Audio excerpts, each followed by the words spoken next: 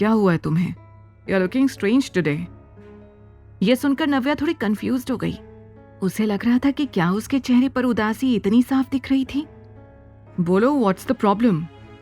अविनाश ने फिर एक बार पूछा।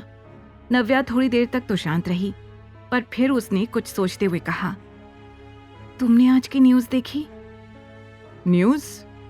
अविनाश ने हैरानी से पूछा। शुभम सिंह के बारे में, नव्या ने कहा।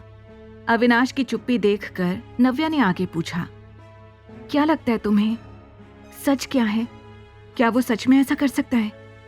यह सुनकर अविनाश को थोड़ा अजीब लगा। उसे समझ नहीं आ रहा था कि नव्या को शुभम की न्यूज़ में इतना इंटरेस्ट क्यों था। Do you really care about him a lot? Avinash ने पूछा। यह सवाल सुनकर नव्या को भी बड़ा अजीब लग रहा था। उसे डर लग रहा था कि कहीं अविनाश को बुरा तो नहीं लग गया। ऑफ कोर्स नॉट, उसने बस एक बार मेरी हेल्प की थी।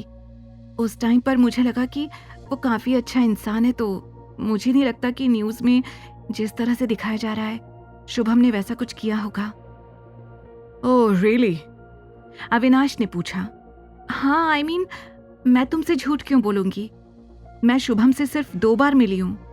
अविनाश एकटक नव्या को देखे जा रहा था, जैसे वो ये जानने की कोशिश कर रहा हो कि उसकी बात में कितनी सच्चाई है।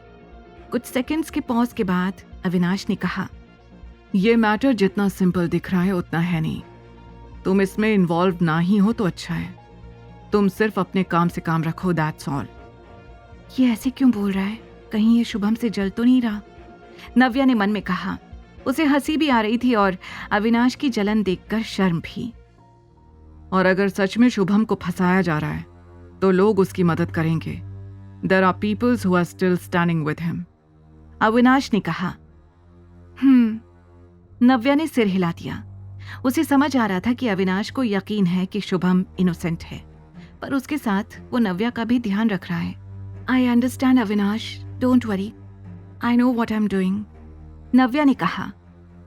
इट्स गेटिंग लेट, तुमको सो जाना चाहिए। मुझे ऑफिस का काम करना है, मैं चलता हूँ, अविनाश ने कहा और वहां से निकल गया।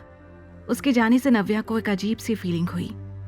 इससे पहले कि वो खुद की फीलिंग्स को ठीक से समझ पाती, उसके मुंह से निकला, अविनाश।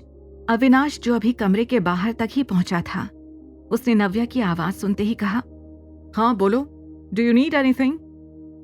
यह सुनकर नव्या शर्म से लाल हो गई। उसने सोचा ही नहीं था कि उसके धीरे से बुलाने पर अविनाश इतनी एक्टिवली रिएक्ट करेगा। वो अचानक शांत हो गई थी। तभी अविनाश ने पूछा, तुमने मेरे सवाल का जवाब नहीं दिया। अचानक नव्या अपने ख्यालों से बाहर आई। उसे समझ ही नहीं आ रहा था कि उसे बोलना क्या था। मैं ये बोल रही थी कि व्हाट?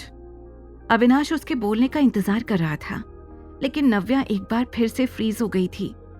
वो ये बोल ही नहीं पा रही थी कि आज उसने पहली बार बिना सोचे समझे अविनाश का नाम ले लिया था। वो बस ये पूछना चाहती थी कि क्या अविनाश सच में शुभम से जेलस फील कर रहा था। अविनाश भी उसके मुंह से ये सवाल सुनना चाहता था, लेकिन नव्या के कुछ न कहने पर अविनाश ने अपने मन को मारते हुए कहा, sleep well, I am going back to work. इतना कहकर अविनाश वहां से चला गया। नव्या आसपास खाली जगह को देख रही थी। आज पहली बार उसे अकेला फील हो रहा था। आज उसे यह भी फील हुआ कि अविनाश सच में उसे लेकर जेलस था। नव्या ने सारी लाइट्स बंद की और सोने की कोशिश करने लगी। सुबह उठते ही नव्या ने अपना फोन चेक किया। उसने फोन पर कुछ ऐसा देखा जिसे देखकर वो दंग रह गई। आगे की कहानी जानने के लिए देखें अगला एपिसोड सिर्फ पॉकेट एफएम के YouTube चैनल पर, और द रिटर्न के सारे एपिसोड्स को सुनने के लिए डिस्क्रिप्शन में दी लिंक से डाउनलोड करें पॉकेट एफएम ऐप।